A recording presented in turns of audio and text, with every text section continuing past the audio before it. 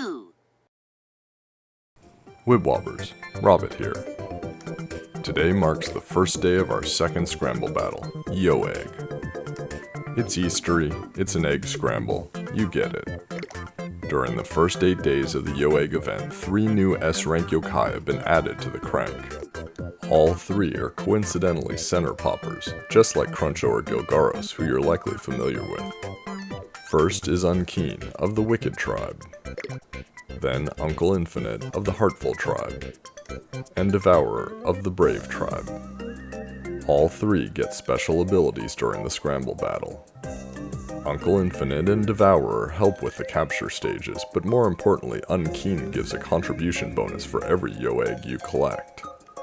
Otherwise, the Yo-Egg Scramble is identical to Yo-Cakes in almost every respect.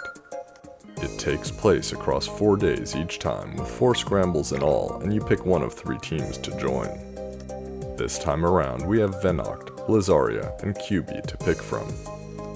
Other than the differences of eggs versus cakes, all of the yokai on the map and the map itself are fundamentally the same, with the heads of the teams you haven't chosen posing as bosses and helping in defense stages. There are a few really important and great differences, however.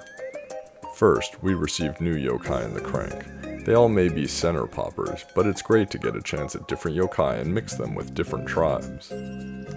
Second, we have 2 new yokai on the board in the hidden stages. Third, and the change that should make the most players happy, while the reward schedule is roughly the same, the top 50 players from each team will receive Scramble Battle coins.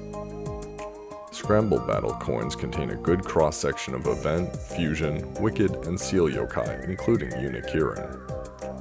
Furthermore, in the Yo-Egg contribution rewards, you have the opportunity to earn 3 more Scramble Battle coins. This means that even if you don't place in the top 50 during any phase of Yo-Egg Scramble, yet you earn 40,000 or more contribution points each time, you'll have 12 chances at Unkeen and other good yokai.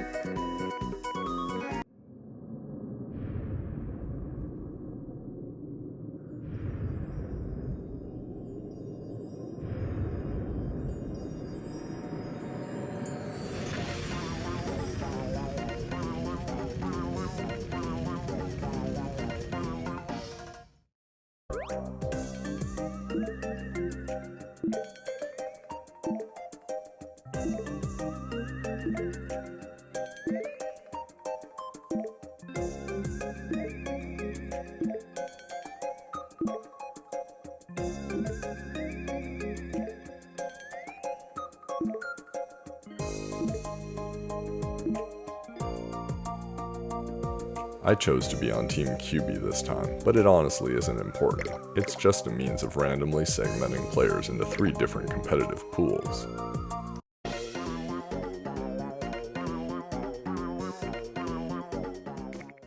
The first hidden stage of Yo-Egg has Jibakoma.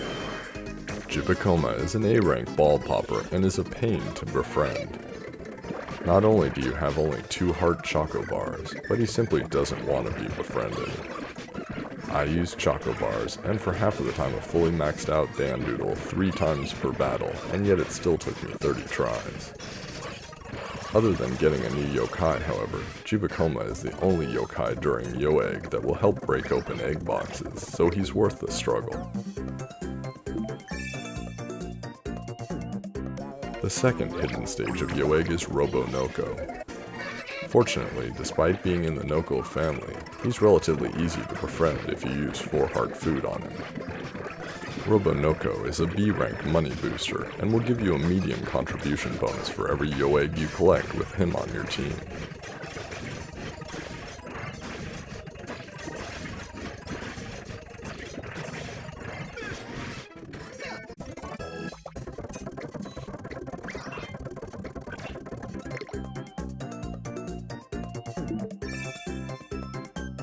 Alright, so what about those new Crankakai yokai? It took quite a few pulls before I got any of them, but then they started to come out of the crank with good regularity.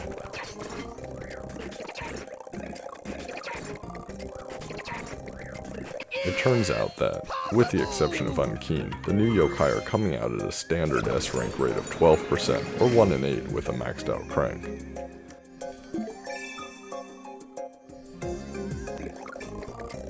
Unkeen, perhaps because of his large contribution bonus during the event, is the most rare but is still at a respectable 8% or 1 in 12 cranks.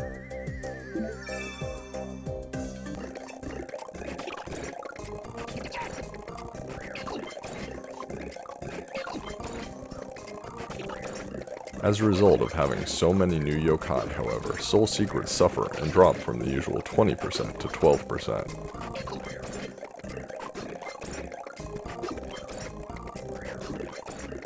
The drop in soul secrets is a microcosm of the larger crank statistics and shows that even a maxed out crank acts differently as new yokai change how often you'll get certain tiers of rewards.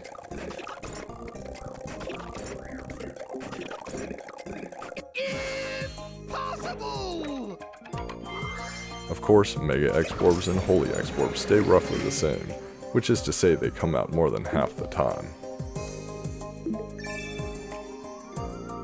I hope you enjoyed the video. Subscribe to me on YouTube and Twitter for all the latest Wibble Wobble and Puni Puni information. Until the next video, good luck with the crank, and good luck in the scramble.